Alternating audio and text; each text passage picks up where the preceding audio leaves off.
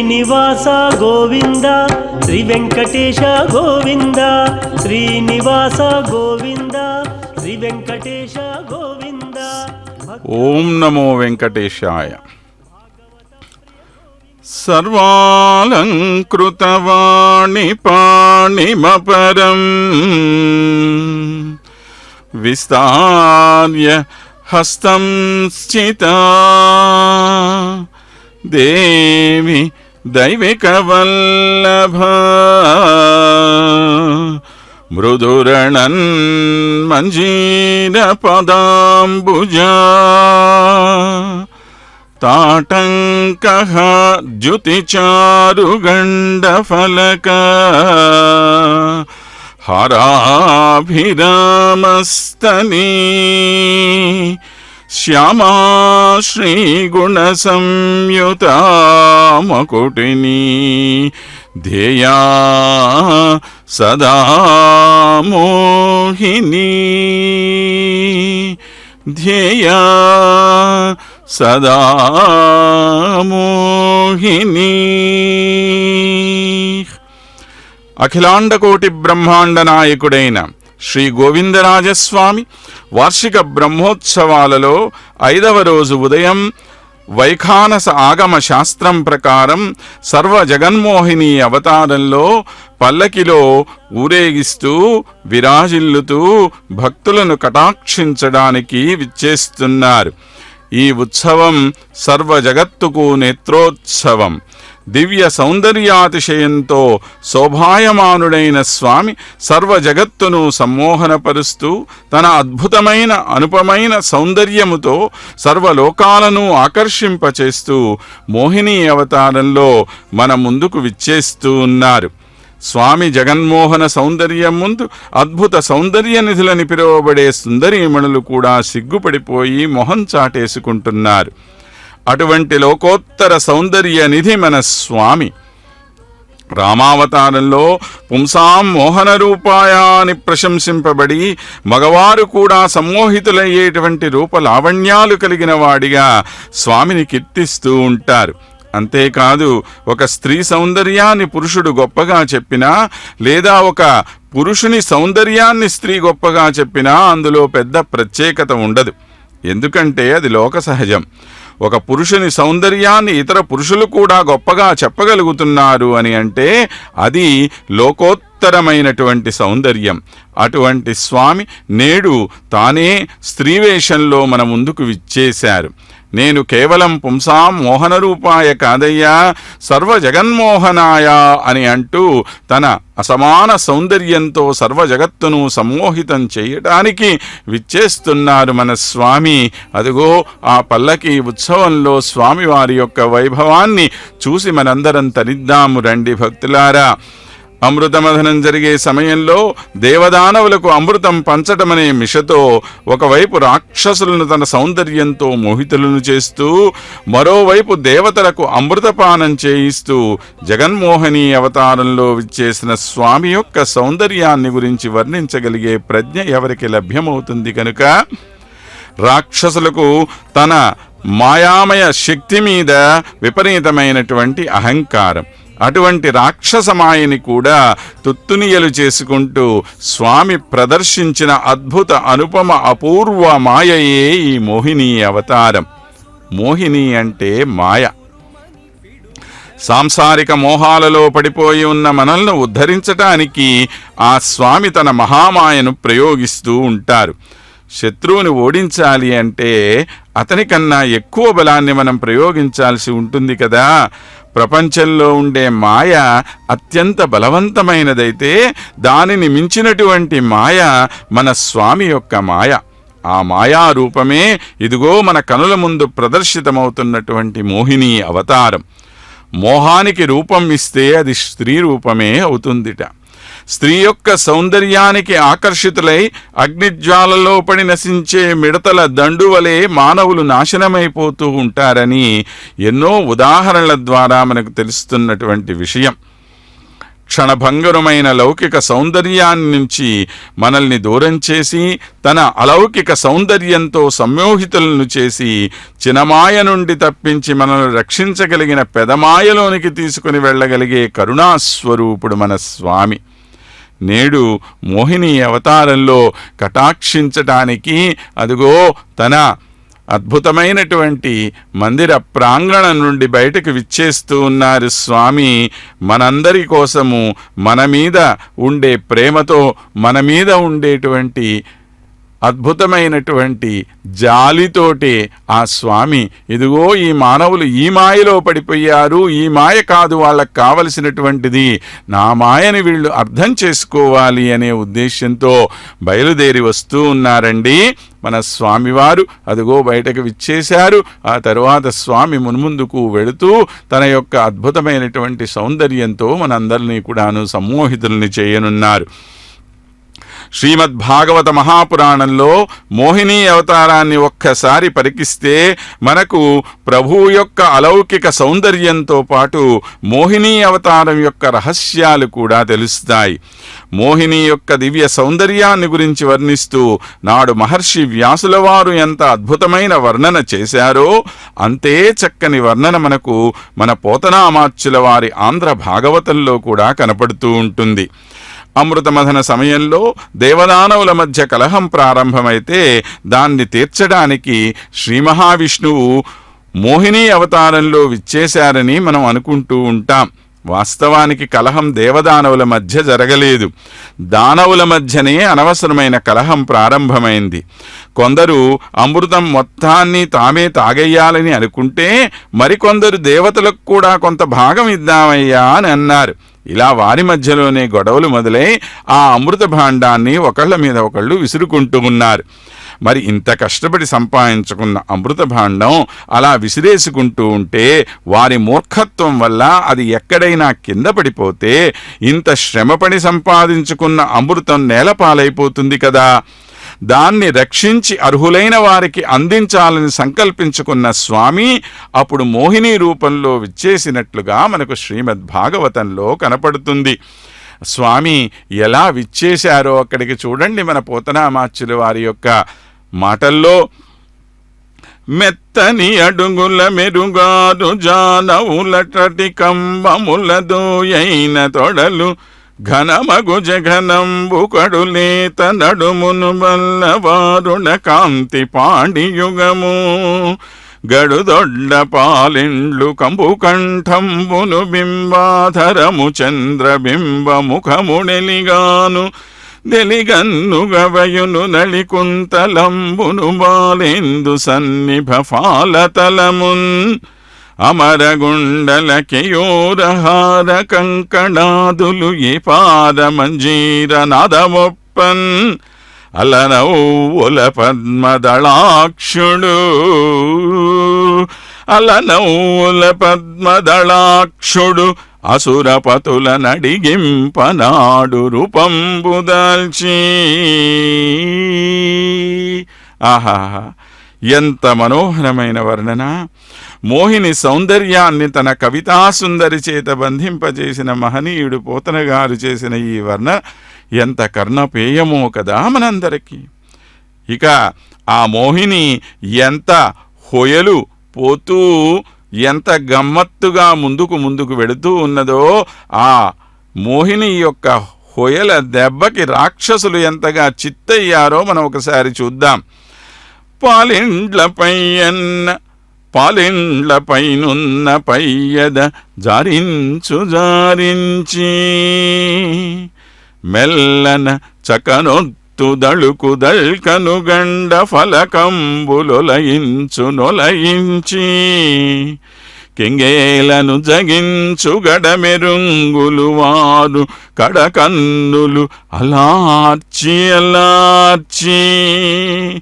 రెపల నండగొలుపు సవరిని దరహాస Chandrika జిలికించి chemo విజిక్కి వరచు దళిత ధమ్మిళ్ళ కుసుమ గంధమ్ము నెరవు కంకణాది ఝణంకృతుల్ గడలు కొలుపు నొడలి కాంతులు పట్టు పట్టునే కొలుకబారు సన్నవలి పంపు పయ్యద చౌకళింప.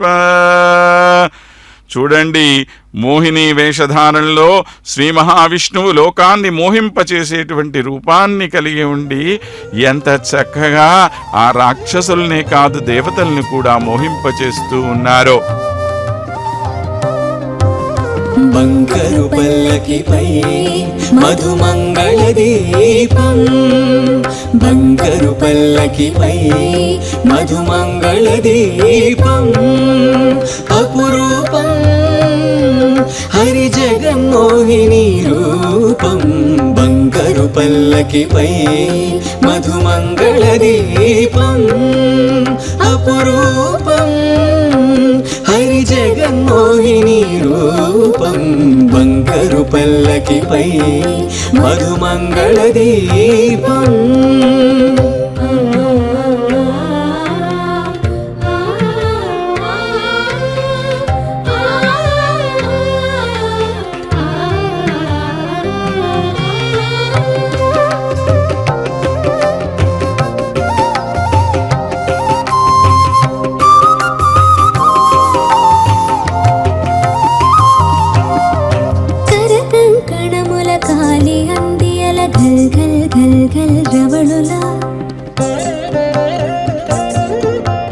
పట్టురైక కోక ముక్కు పుడక బులాకి దుద్దుల తడుకులా, కరకంకణముల కాలి గందియల గల్ గల్ గల్ గల్ రవళులా. పట్టురైక కోక ముక్కు పుడక బులాకి దుద్దుల తడుకులా, ఒప్పుల కుప్పల వయ్యారి భామల కుప్పవాల్ జడల సొబగులా. ఒప్పుల కుప్పల వయ్యారి భామల కొప్పువాల్ జడల సొబగులా. పరువాల పసిడి అలంకారముల పసిజానతనము జాల్వార, మంగళవాద్యములు మాన్రోగగా వివిధ కళారూపములు విరియగా నాలు మాడ వీధుల్లోన నవరసాలు నాట్యమాడగా. బంగారు పల్లకిపై మధుమంగళ దీపం, అపురూపం హరి జగన్మోహిని రూపం.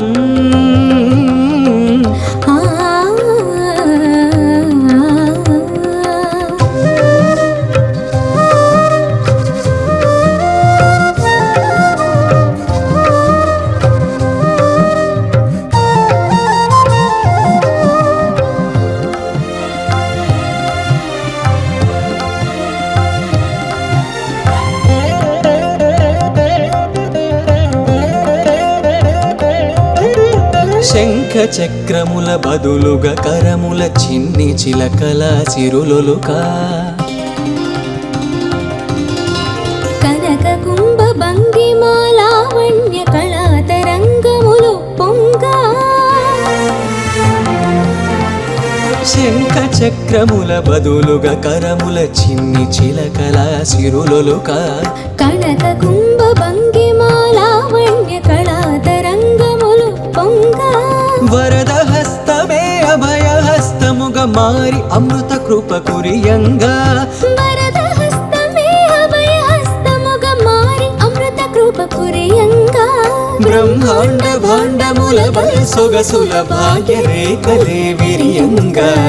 ఎల్ల లోకముల నుండి వచ్చిన ఎల్లరు భక్తులు మెచ్చిన ఏడు కొండల గుండెలు నిండగా ఎనలేని భక్తి పండగ. బంగారు పల్లకిపై మధుమంగళ దీపం,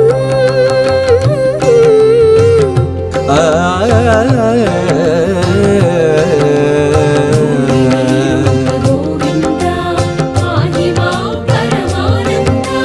మోహిని రూప గోవింద పాహి మాం పరమానంద. అహో జగన్మోహిని శ్రీ సౌందర్య సుమహోదయ, శృంగార రస సర్వస్వం సప్త శృంగే సమంగళం. సుముఖ మంగళం. ఆ మోహిని యొక్క సౌందర్యాతిశయాన్ని గురించిన చక్కని కీర్తన మనం ఇప్పుడు దాకా విన్నాము. మరి అంతే చక్కని వర్ణన మన పోతనామాచ్యుల వారు కూడా శ్రీమద్ భాగవతంలో మోహినీదేవిని గురించి చేసినటువంటి వర్ణన, ఎలాగా ఏ విధంగా రాక్షసులందరినీ కూడా మోహింపచేస్తూ ఆ మోహిని ముందుకు కదులుతూ ఉన్నదో తెలియచేస్తూ వారు అన్నటువంటి మాటల్ని మనం ఇంతకుముందు చెప్పుకున్నాం. ఆ పైన వేసుకున్నటువంటి పైటని అలా కొద్ది కొద్దిగా కిందకి జార్చినట్లుగా, మరలా దాన్ని సరిదిద్దుకున్నట్లుగా సర్దుకుంటూ నడుస్తున్న వారందరినీ కూడా తన వైపు ఆకర్షింప చేసుకుంటున్నదట ఆమె. అందంగా ఉండేటువంటి చిరునవ్వు వెన్నెలలో చిలికించి ఒక్కసారి నిలవకుండా చేసేసి పొంగి పొరలేటట్లు చేసింది. తలతలలాడే చెక్కిళ్లను చేతిపై అలవోకగా వాల్చి మరలా వదిలివేస్తున్నదట. జిగేలుమనే కడగంటి చూపులను ప్రసరింపచేసి ఒక్కసారి కళ్ళు మూసుకొని తెరిచేదిట. ఇంకేముంది, ఆ కంటి చూపులకే పడిపోయేవాళ్ళు ఎంతమందో. అందంగా చిరునవ్వు వెన్నెలను చిలికించి కింది పెదవిని కొద్దిగా అలా కొరికి ఇలా వదిలేసిందిట. ఆ హోయలు చూసి పై ప్రాణాలు పైనే పోగొట్టుకునే రసిక మహానుభావులెందరో కొప్పులో వికసించిన పూల పరిమళాన్ని నలుదిక్కులా విరజిమ్మిందిట. ఇంకేముంది, మన వాళ్ళు పడిపోక చేస్తారా? పల్చగా ఉండేటి తెల్లని పైటను అల్లల్లాడించి నెమ్మేని కాంతులను నిలకడ లేకుండా పొంగి పొరలేటట్లు చేసిందిట. ఇది కదా జారస్త్రీ లక్షణం. ఇది కదా ఎదుటివారిని కింద పడవేయగలిగే కొంటె నైపుణ్యం. కొంతమంది పేరుకు ఆడవేషం వేస్తే వేస్తారేమో కానీ ఆడదనం చూపించటం మాత్రం వారికి సాధ్యం కాదు. మన కూచిపూడి, ఆంధ్రనాట్యం వంటి కొన్ని నృత్య ప్రదర్శనలో ఇలా మగ కళాకారులు ఆడవేషం వేస్తూ ఉంటారు. కానీ వారిలో వేదాంతం సత్యనారాయణ శర్మ గారు, బుర్రా సుబ్రహ్మణ్య శాస్త్రి గారు, డాక్టర్ కళాకృష్ణ గారు వంటి కొంతమంది మహానుభావులు మాత్రమే ఒక నిఖార్సైనటువంటి స్త్రీ ఏ విధంగా తన హొయలు చూపించి ఎదుటివారిని సమ్మోహితులను చేస్తుందో అంత చక్కగా నటించి చూపగలుగుతారు. అటువంటి జగత్తుకు రక్షకుడైనటువంటి స్వామి, పురుషోత్తముడని కీర్తింపబడినటువంటి మహాబలశాలి అయిన మన స్వామి నేడు సంపూర్ణంగా ఒక స్త్రీ రూపాన్ని ధరించి ఒక లోకోత్తర సౌందర్యం కలిగిన స్త్రీ ఏ విధంగా తన హొయలతో ఎదుటివారిని ఆకర్షింపచేస్తుందో అదే విధంగా ఆకర్షింపచేస్తూ ఉన్నారు. ఆ స్వామి యొక్క దివ్య మోహన రూపాన్ని దర్శించి తరించండి. భక్తులారా, రండి రండి, తరలి రండి, స్వామిని దర్శించి ఆనందించండి. ఈ విధంగా ఆ మాయలమారి జవరాలు లోకాన్ని మోహింపచేసే దేవతగా అక్కడ ఆవిష్కరింపబడితే అందమైన ఆ ముఖంలోని సుగంధం కోసం వచ్చిన మదించిన తుమ్మెదలని అదిలిస్తూ చిగురుటాకు పొదరిళ్లల్లో దూరదూరంగా తిరుగుతూ ఉన్నటువంటి ఆమెను చూసిన రాక్షస వీరులు ఆమె దగ్గరకు పరుగు పరుగున వెళ్ళారట. చూడండి, ఇది కూడా జారస్త్రీ యొక్క ఒక అద్భుతమైన టెక్నిక్. తాను గొప్ప అందగత్తెనని చెప్పి తనంతట తాను తన అందాన్ని ఎదుటివారి ముందు ప్రదర్శింపచేస్తూ రాకూడదు. ఆ అందాన్ని చూసి మోహింపబడినటువంటి వాడే వెనకాల పరిగెత్తుతూ రావాలి. దాసులైనటువంటి వారు వెనకాల పరిగెత్తుకుంటూ రావాలి. అలా వచ్చి పడినటువంటి వాడే ఈ స్త్రీ మోహంలో పూర్తిగా పడతాడు. ఈ విషయాన్ని బాగా ఎరిగినటువంటిది మన మోహిని. అందుకనే అలా దూరంగా తిరుగుతూ ఉంటే పరుగులెత్తుకుంటూ వెళ్ళారట ఈ రాక్షసులందరూ కూడా. మోహిని అందచందాల్ని చూసి ఆశ్చర్యపడినటువంటి రాక్షసులు ఆమెతో అడుగుతున్నారు, నీ ప్రాణానికి, మనస్సుకి, నీ అవయవాలకు నిండుతనాన్ని కలిగించి బ్రహ్మదేవుడు నిన్ను చాలా ప్రేమగా సృష్టించినట్లున్నాడే, గొప్ప పరాక్రమం కలిగినటువంటి వాళ్ళమైన మేమందరం కూడా ఒకే ప్రయోజనం కోసం ఇక్కడికి వచ్చాం. ఏమిటది? అమృతం సంపాదించడం. దీన్ని ఎలా పంచుకోవాలో మాకు అర్థం కావటం లేదు, దీన్ని నువ్వే మాకు పంచిపెట్టివు అని వారు ప్రాధేయపడ్డారట. మోహిని అవతారంలో ఉండేటువంటి అద్భుతమైన రహస్యాన్ని మనం ఇక్కడ బాగా గమనించవలసిన విషయం ఉన్నది. సాధారణంగా మనం అంటూ ఉంటాం, స్వామి రాక్షసులందరినీ కూడా మోహింపచేసేసి మోసం చేసి రాక్షసులకు అన్యాయం చేశారు అని. కానీ మోహిని వారందరినీ ఎంత చక్కగా హెచ్చరిస్తున్నదో చూడండి. ఏమయ్యా, సుందరులగు పురుషులగని పొందెడు నాయందు నిజము పుట్టువేమీకు. నేనొక జవరాలిని, నేను ఆ సౌందర్యంతో మగవారిని ఆకర్షించి వారి పొందును పొందేటువంటి దాన్ని. అటువంటి నన్ను మీరు నమ్మటమేమిటి? స్త్రీ యొక్క సౌందర్యం చాలా మోసపూరితమైనది అనేటువంటి ఉద్దేశ్యంతోనే పెద్దవారు ఏమన్నారు, బృందావన కరిపులారా చందరు కామినుల విశ్వసింపరు పెద్దల్. కామినులైన స్త్రీలను నమ్మకూడదయ్యా అని చెప్పి పెద్దలు అంటూ ఉంటారు. అంటే ఇక్కడ ఉద్దేశ్యం ఈ విధమైనటువంటి కామభావం కలిగి మగవారిని ఆకర్షింపచేసేటువంటి స్త్రీలు అనే విషయాన్ని దయచేసి గుర్తుంచుకోవలసినటువంటి అవసరం ఉందండి. అందరూ ఇటువంటి స్త్రీలను నమ్మకూడదు అని చెప్పి అంటారు కదా, మరి మీరెందుకు నన్ను నమ్మి నా దగ్గరికి వచ్చారు? ఇది భావ్యం కాదు అని వెంకటగిరి మీద వీడే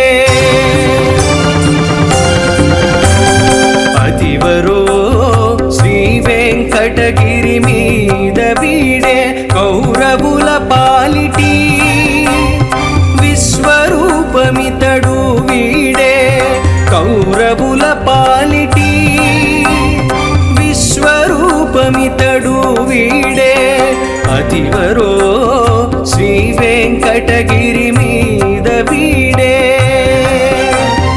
అతివరో శ్రీ వెంకటగిరి మీద వీడే.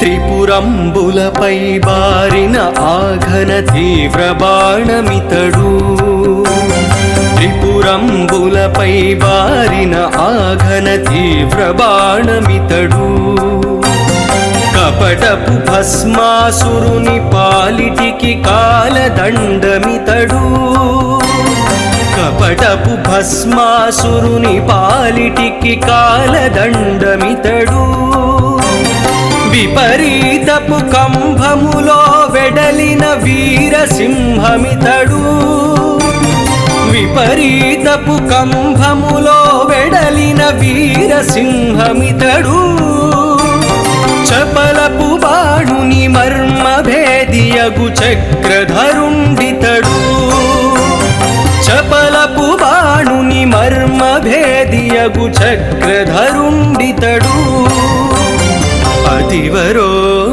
శ్రీ వెంకటగిరి మీద వీడే కౌరవుల పాలిటి విశ్వరూపమితడు వీడే అతివరో శ్రీ వెంకటగిరి మీద వీడే.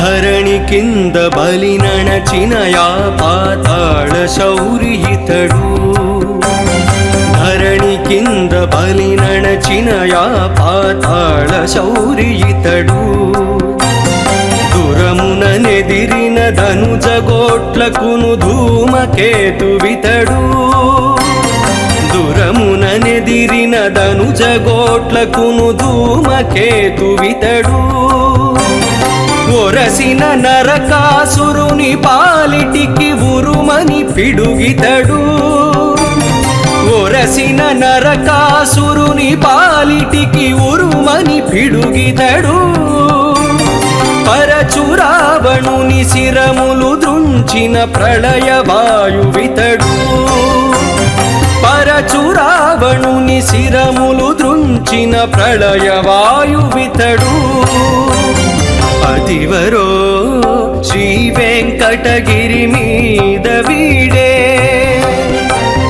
కౌరవుల పాలిటి విశ్వ స్వరూపమితడు వీడే అతివరో శ్రీ వెంకటగిరి మీద వీడే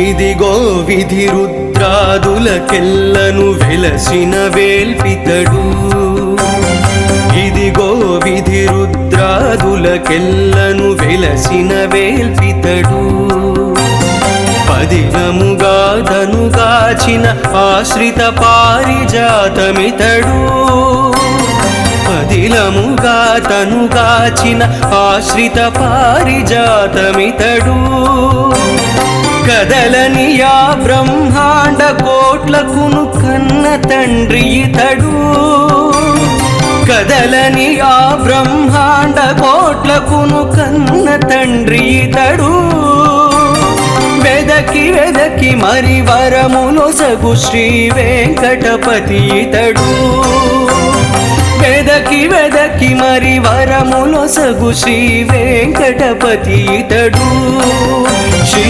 వెంకటపతి ఇతడు శ్రీ వెంకటపతి ఇతడు అతివరో శ్రీ వెంకటగిరి మీద వీడే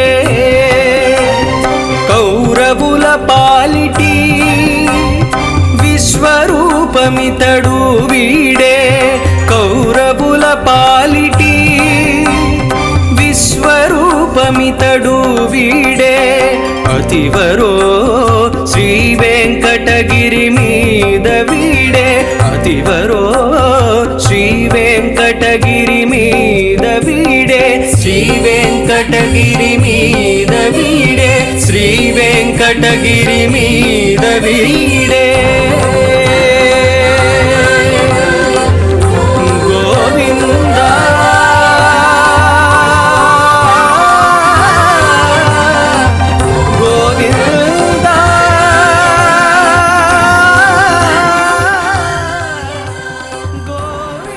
తన ప్రియమైన భక్తులను కటాక్షించటానికి నేడు మోహిని అవతారంలో తన మందిరం నుండి బయటకు విచ్చేసిన మన గోవిందరాజస్వామి ముందుగా తనకు అత్యంత ప్రియ భక్తులైనటువంటి మణవాళ మహాముని ఆ తరువాత వేదాంత దేశిక మహోదయులు వీరిద్దరికీ కూడా తమ దర్శనాన్ని కటాక్షింపచేయటానికి వారి యొక్క మందిరాలకు తానే స్వయంగా విచ్చేశాడు. అది స్వామికి ఉండేటువంటి గొప్ప ప్రేమ. ఆయన కరుణించదలిస్తే తనంతట తానే స్వయంగా మన దగ్గరికి వచ్చి ఆయన కరుణిస్తారు. అలాగా ముందుగా మణవాళ మహామునులని కటాక్షించారు. ప్రస్తుతము వేదాంత దేశిక మహోదయుల్ని కటాక్షించటానికి వారి సన్నిధికి చేరుకున్నారు మన స్వామి. ఇది స్వామిలో ఉండేటువంటి కరుణార్ద్ర హృదయానికి ప్రతీక అయినటువంటి విషయం. ఆయన రాక్షసుల్ని మోసం చేయటం కోసము మోహిని అవతారం ఎత్తారు అనేటువంటి భావన చాలా తప్పైనటువంటిది. ఎంత చక్కగా ఆయన హెచ్చరిక చేశారో చూడండి. అయినా వినలేదు మనం. సరే, విషయం మనం బాగా గుర్తుంచుకోవలసింది ఇక్కడ ఏంటి అని అంటే, ఒక హెచ్చరిక చేసిన తరువాత కూడా దాన్ని పాటించకపోతే పాటించనటువంటి వాడిది తప్పు అవుతుంది, కానీ హెచ్చరిక చేసిన వాడిది కాదు కదా. హెచ్చరిక చేయకుండా ఉంటే అది మోసం అవ్వచ్చు. మనం రోడ్డు మీద పోతూ ఉంటాం, అతివేగం ప్రాణానికి హానికరం అని బోర్డు చూస్తూ ఉంటాం. తాగి వాహనం నడపరాదు అని చెప్పి చూస్తూ ఉంటాం. అయినా ఆ పనులు కొంతమంది చేస్తూ ఉంటారు. కొద్దిసార్లు దాని పర్యవసానం కూడా అనుభవిస్తూ ఉంటారు. ఇందులో తప్పెవరిది? ఆ హెచ్చరిక చేసినటువంటి వాడు మనకు మంచి చెయ్యాలనే ఉద్దేశంతోనే కదా పెట్టారు. అయినా దాన్ని పాటించినటువంటి వాడు దాని ఫలితాన్ని అనుభవిస్తూ ఉన్నాడు. అందులో ఎవరిని మనం దోషులమని చెప్పి అనాలి?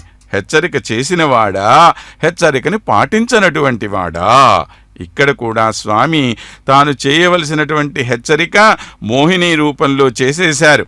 అయినా వినకుండా ఆమె మోహంలోనే పడి నాశనమైనటువంటి వారు రాక్షసులు. ఇది మనం బాగా గుర్తుంచుకోవలసినటువంటి విషయం. కానీ స్వామి తనంతట తాను మోసం చెయ్యాలనేటువంటి ఉద్దేశంతో కాదు అక్కడికి వచ్చింది. వచ్చారు, చెప్పవలసింది చెప్పారు. చెప్పినా కూడా అర్థం కాకుండా మోసపోయినటువంటి వారు కనుక ఇందులో స్వామి చేసినటువంటిది ఏమీ లేదు. వారి యొక్క స్వకృతమైనటువంటి అపరాధం తప్ప మరొకటి ఏమీ లేదు అనే విషయం మనం బాగా గుర్తుంచుకోవలసినటువంటిది. ఇదే మోహిని అవతారంలో మనందరం తెలుసుకోదగినటువంటి ఒక గొప్ప రహస్యం. స్వామి మరెంత స్పష్టంగా చెప్తున్నారో చూడండి.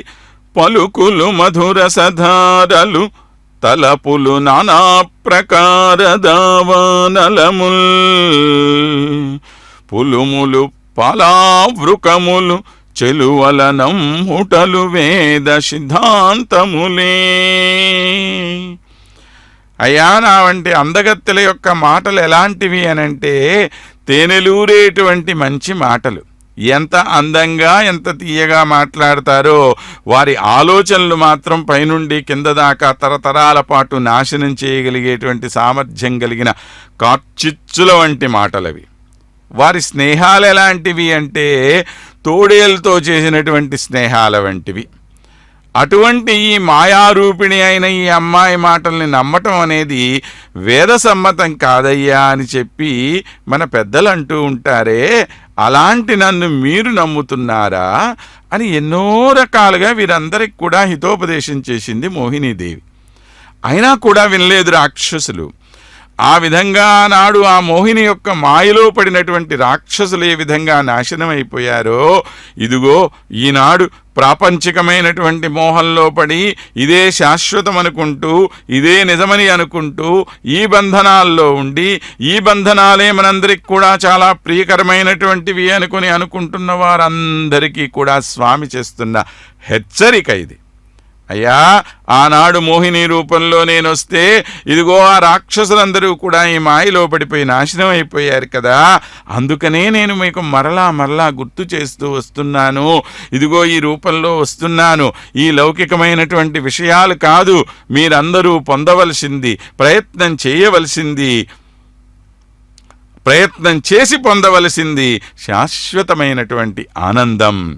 అది ఇవ్వగలిగినటువంటి వాడు ఆ శ్రీమన్నారాయణుడు ఒక్కడే కనుక అందుకోసం ఆ పరమాత్మని ప్రార్థన చేసి వారి యొక్క ప్రాపకం పొంది మనందరం కూడా ఈ మాయామయమైనటువంటి ప్రపంచం నుండి బయటపడాలనే ఉద్దేశ్యంతోనే స్వామి మనకు ఈ మోహిని అవతార రూపంలో నేడు దర్శనమిస్తూ ఉన్నారు. అటువంటి అద్భుతమైనటువంటి మోహిని రూప సందర్శనం చేసి మనందరి జన్మలను మనం తరింప చేసుకుంటూ ఉందాం. తోడేలు ఎప్పుడూ కూడా మాంసం కోసం ఎదురు చూస్తూ ఉంటుంది. దానికి కడుపు నిండిపోయినప్పటికీ ఎప్పుడూ ఆ మాంసం వెనకాల పడి ఉండటమే దాని లక్షణం. అది ఒక నీచమైనటువంటి జంతువు. సింహం లాంటివి అలా చెయ్యవండి. వాటికి ఆహారం అవసరమైనప్పుడు మాత్రమే ఒక జంతువును వేటాడి తనకు కావలసింది మాత్రం తినేసి వెళ్ళిపోతూ ఉంటుంది సింహం. దాని తర్వాత వచ్చేటువంటి జంతువులు మాత్రం ఎప్పుడూ కూడా మాంసం కోసం అరులు చేస్తూ ఉంటాయి. అతి క్రూరమైనటువంటి జంతువు తోడేలు. అవసరం ఉన్నా లేకపోయినా ఒక జంతువుని సంహరించడం అనేటువంటిదే పనిగా కలిగినటువంటి వారు. అలాంటి వాళ్లే ఈ జారుణులైనటువంటి వాళ్ళు. కనుక వాళ్ళు ఎప్పుడూ కూడా మగవాళ్ళ కోసం అర్రులు చాస్తూనే ఉంటారు. ఏ విధంగా వాళ్ళని నాశనం చేయాలని చూస్తూ ఉంటారు. అలాంటి వాళ్ళ మోహంలో పడటం భావ్యం కాదని చెప్పి పెద్దలు చెప్పినటువంటి మాటని ఇక్కడ గుర్తు చేస్తోంది తల్లి మనకి.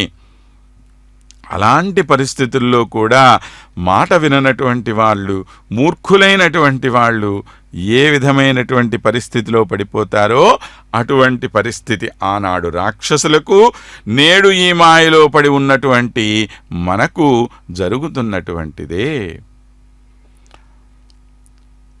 మోహినీదేవి యొక్క అద్భుతమైనటువంటి సౌందర్యాన్ని పోతనామాచ్యుల వారు ఎలా వర్ణించారో మనం చూశాము. ఇక వ్యాసమహర్షి వారు ఏ విధంగా భాగవతంలో స్వామిని వర్ణిస్తున్నారో చూద్దామా. తాం శ్రీసఖీం కనకకుండల చారు కర్ణ నాసాకపోలవదనాం పరదేవతాఖ్యాం సంవీక్ష్య ముహురుత్స్మిత వీక్షణేన దేవాసుర అవిగళిత స్తన పట్టికాంత అని శ్రీ మహావిష్ణువు యొక్క రూపం సర్వ జగత్తులో అతిశయమైన సౌందర్యానికి ఆధారభూతురాలైనటువంటి శ్రీ మహాలక్ష్మీదేవి యొక్క సౌందర్యాన్ని కూడా మించిపోయిన సౌందర్యమా అనేటట్లుగా ఉందిట. అటువంటి సౌందర్యంలో మునిగిపోయినటువంటి దానవులు దేవతలకు అమృతాపానం చేయిస్తున్న విషయం గమనించకుండా ఏం లేరండి. అయినా కూడా ఎవరు నోరు మెదపలా. ఎందుకో తెలుసా? ఏమో, మనం ఏమన్నా మాట్లాడితే ఈ మోహినికి మన మీద కోపం వస్తుందేమో. వాళ్ళకి తెలుసు అక్కడ అన్యాయం జరుగుతున్నది అన్న విషయం. అయినా కూడా నోరు మూసుకుని కూర్చున్నారనంటే ఈ మోహంలో పడిపోయి దాని నుంచి బయటికి రావటానికి ఇష్టపడకుండా ఉన్నారు వాళ్ళు. మరి తప్పు జరుగుతున్నప్పటికీ కూడా చూసి మాట్లాడలేకపోవటం అనేది వారి బలహీనత. కానీ ఎదుటి వాళ్ళు తప్పులు చేస్తున్నారు అని అంటే ఎందుకు చేయరండి? ఏమో, మనం ఏమన్నా మాట్లాడితే పై వాళ్ళ కోపం వస్తుందేమో అని అనుకుని నోరు మూసుకుని కూర్చొని ఉంటే దానివల్ల కలిగే ఫలితాన్ని మనమే కదా అనుభవించాలి. అలా అనుభవించినటువంటి వాళ్ళే రాక్షసులు. ఈనాడు మనము అంతే. కనుక ఈ మోహంలో ఎవరూ కూడా పడి ఉండకూడదని చెప్పటమే ఈ మోహిని అవతారంలో ఉండేటువంటి అద్భుతమైనటువంటి సందేశం అనే విషయాన్ని మీరందరూ కూడా గ్రహించాలని విన్నపం. ఈ విధంగా మాయామోహిని రూపంలో అమృతాన్ని పంచి శ్రీ మహావిష్ణువు తన వాస్తవిక రూపాన్ని వారందరి ముందు కూడా ప్రదర్శింపచేశారు. ఇది భాగవతంలో మనకు కనపడుతున్నటువంటి విషయం. ఇక్కడే మరొక ప్రధానమైనటువంటి రహస్యం ఒకటి ఉంది. దాన్ని కూడా మనం ప్రత్యేకంగా గ్రహించవలసినటువంటి అవసరం ఉన్నదా అంటే మనకేం ప్రత్యేకంగా లేదు. దాని గురించి స్వయంగా వ్యాసుల వారే చెప్పేశారు కూడా. సాక్షాత్ శ్రీమద్ భాగవత మహాపురాణంలోనే ఈ విషయాన్ని వారు మనకు తెలియచేస్తున్నారు. ఏవం సురాసురగణాః సమదేశకాళహేత్వర్థకర్మమతయోపి ఫలే వికల్పాః తత్రామృతసురగణాః ఫలమంజసాపు యత్పాదపంకజరజశ్రయనాన్న దైత్యాః యద్యుజ్యతే సువసుకన్మమనోవచోభిః దేహాత్మజాదిశుంద్రుభిః తదసత్పృథక్త్వాత్ తైరేవ సద్భవతి యత్క్రియతైః పృథక్త్వాత్ సర్వస్య తద్భవతి మూల నిషేచనం యత్. ఇక్కడ చూడండి, దేవదానవులు ఇద్దరూ ఒకే సమయంలో ఒకే ప్రయోజనాన్ని ఆశించి ఒకే విధమైనటువంటి పరిశ్రమ చేశారు. కానీ వాళ్ళకి లభించినటువంటి ఫలితం చాలా తేడా కలిగి ఉంది. ఎందుకని అంటే దేవతలకు మాత్రమే వారి శ్రమకు తగినటువంటి ఫలితంగా అమృతం సులభంగా దొరికింది. ఎందుకని అంటే వారు శ్రీ మహావిష్ణువు యొక్క పాదపద్మాల్ని ఆశ్రయించారు.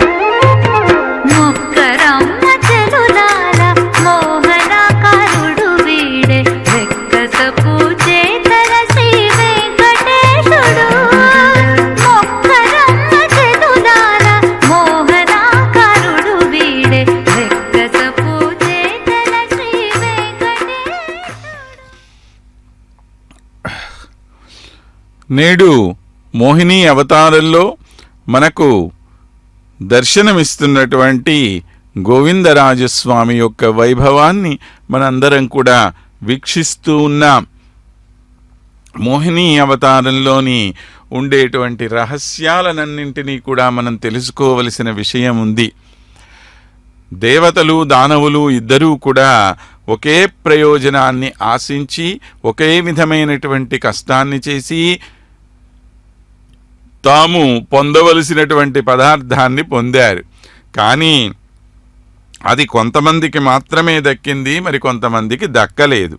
ఎందుకని దక్కలేదు అని అంటే దానికి కారణం కూడా మనం ఒక్కసారి గమనించుకోవలసినటువంటి అవసరం ఉంది. దేవతలందరూ కూడా శ్రీ మహావిష్ణువు యొక్క పాద పద్మాలని ఆశ్రయించి ఉన్నారు. కానీ దానవులకు శ్రీమన్నారాయణుడి మీద ఏ విధమైన ప్రేమ లేదు. వారు ఆయన నుండి విముఖమైనటువంటి మనస్సు కలిగి ఉన్నటువంటి వారు. అందుకే వారికి లభించవలసినటువంటి ఫలితం లభించలేదు. పరిశ్రమ ఎంత గొప్పదైనా కావచ్చండి, కానీ దాని ఫలితాన్ని ఇచ్చేటువంటి వాడు ఒక్క భగవానుడు మాత్రమే అనేటువంటి విషయాన్ని మనము గుర్తుపెట్టుకోవాలి. మానవుడు తన ప్రాణ ధన కర్మ మన వాక్కులన్నింటి ద్వారా తన శరీరం కోసం తన భార్యాబిడ్డల కోసం ఎంత పరిశ్రమ చేసినప్పటికీ కూడా అది వ్యర్థమే అవుతుంది.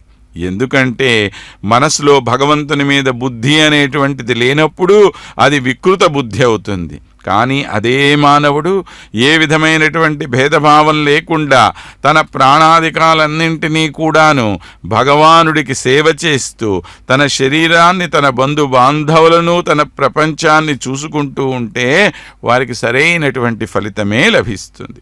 ఏ విధంగా అయితే ఒక చెట్టు మూలంలో నీళ్లు పోయటం ద్వారా దాని కాండానికి కొమ్మలకు ఆకులకు పూలకు పళ్ళకు కూడా నీరు చేరుతుందో అదేవిధంగా భగవానుడికి సేవ చేయడం ద్వారా భగవదర్పణ భావంతో సేవ చేయడం ద్వారా మనకు లభించేటువంటి ఫలితాలు కూడా అంతే గొప్పగా ఉంటాయి. భార్యాబిడ్డల్ని కుటుంబాన్ని వదిలేసుకుని తిరగమని చెప్పి ఏ ధర్మం మనకి చెప్పదు.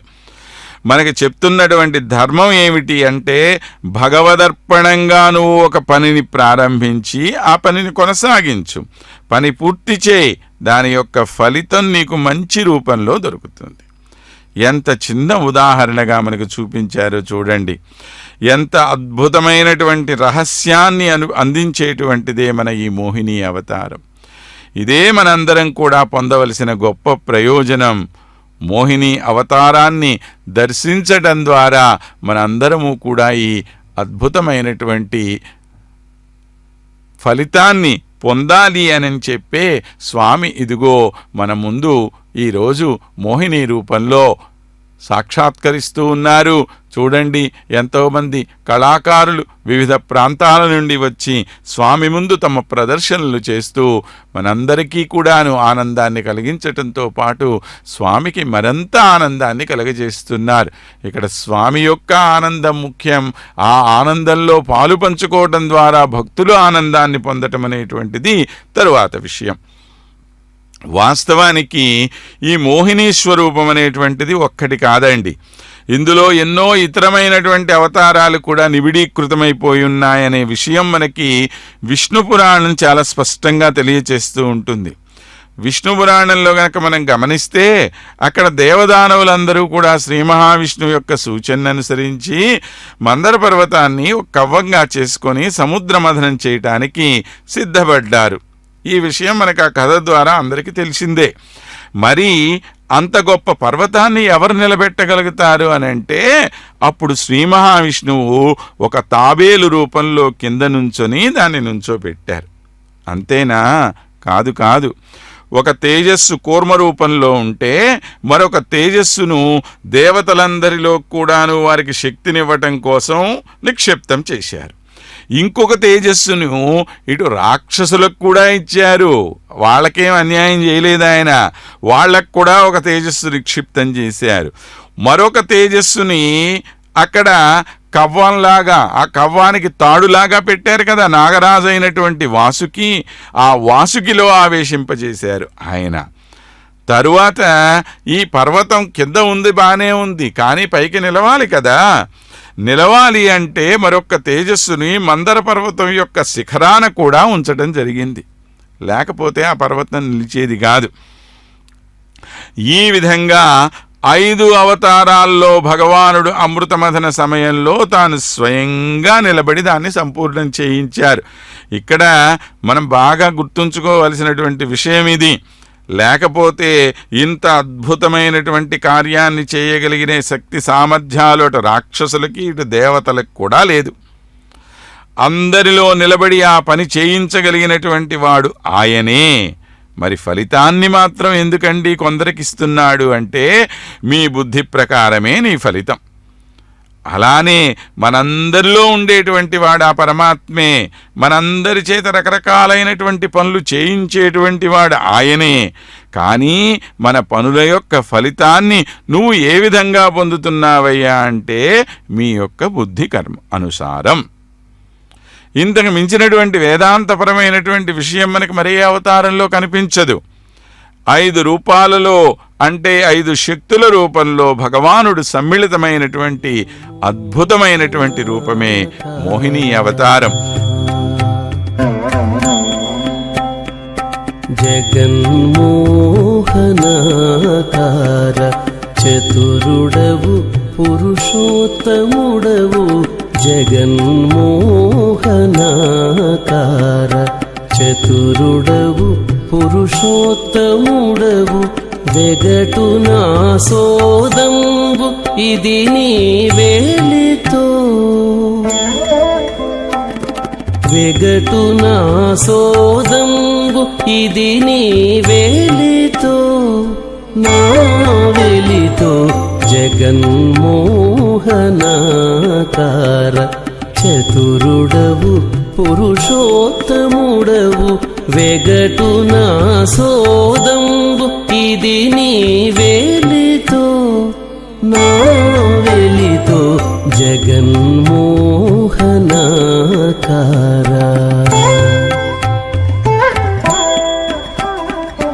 జగన్మోహనాకార.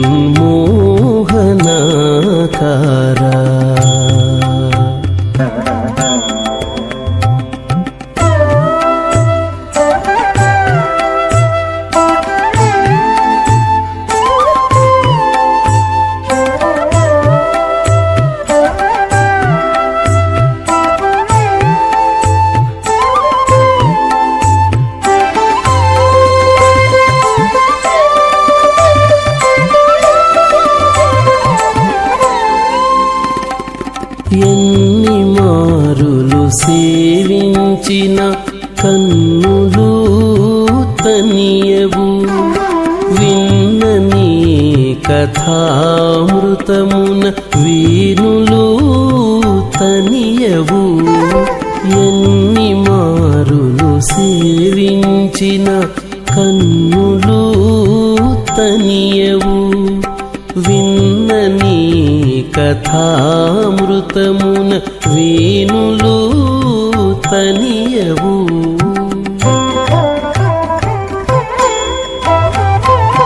సన్నిధిని మిమ్మును తీయించి సరుసజీవయు తనియదు.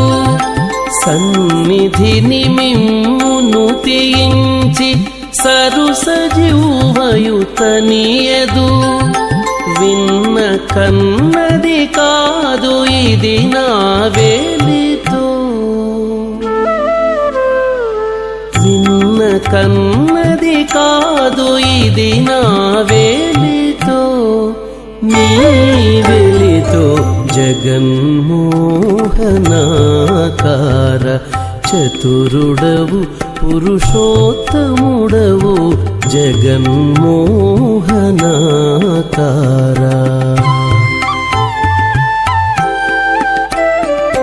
జగన్మోహనాకార.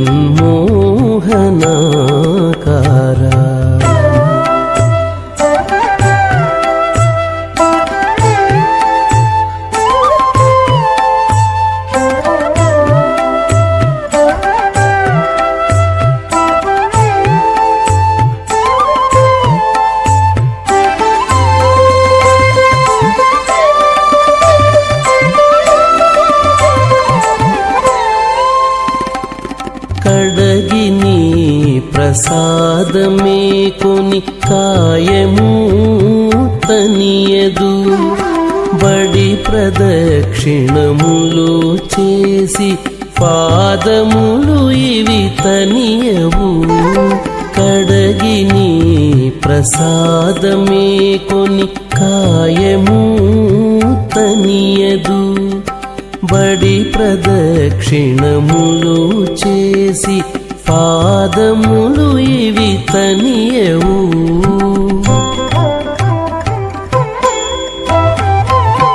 నుడివి సాష్టాంగంబు చేసి నుదురును తనియదు. నుడివి సాష్టాంగంబు చేసి నుదురును తనియదు. వెడగుదనమిది కలిగెనిది నా వేలితో. వెడగుదనమిది కలిగెనిది నా వేలితో. నీ వెలితో జగన్మోహనాకార చతురుడవు పురుషోత్తముడవు జగన్మోహనాకార.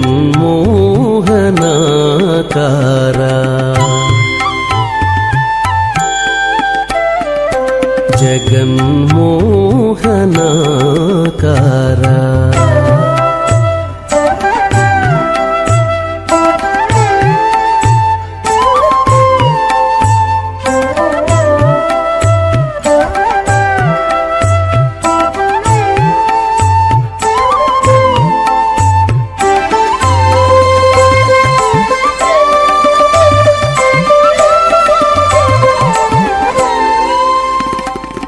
చెలగి నిన్ను నే పూజించి చేతులు తనియవు. చెలువు సింగారంబు తలచి చిత్తము తనియదు. చెలగి నిన్ను నే పూజించి చేతులు తనియవు. చెలువు సింగారంబు తలచి చిత్తము తనియదు.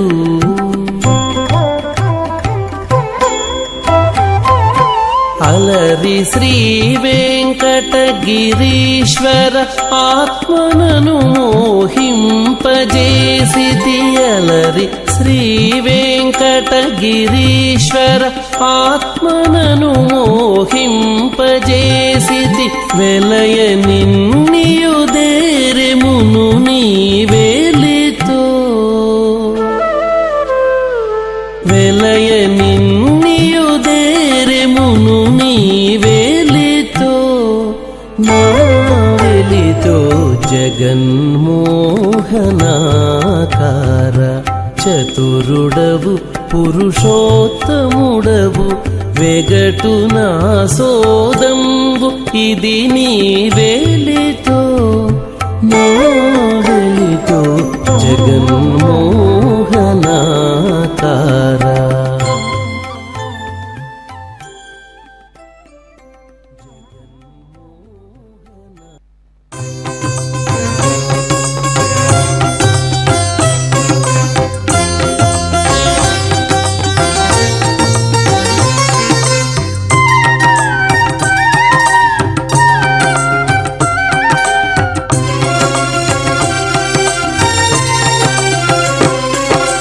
శ్రీనివాస గోవింద శ్రీ వెంకటేశ గోవింద.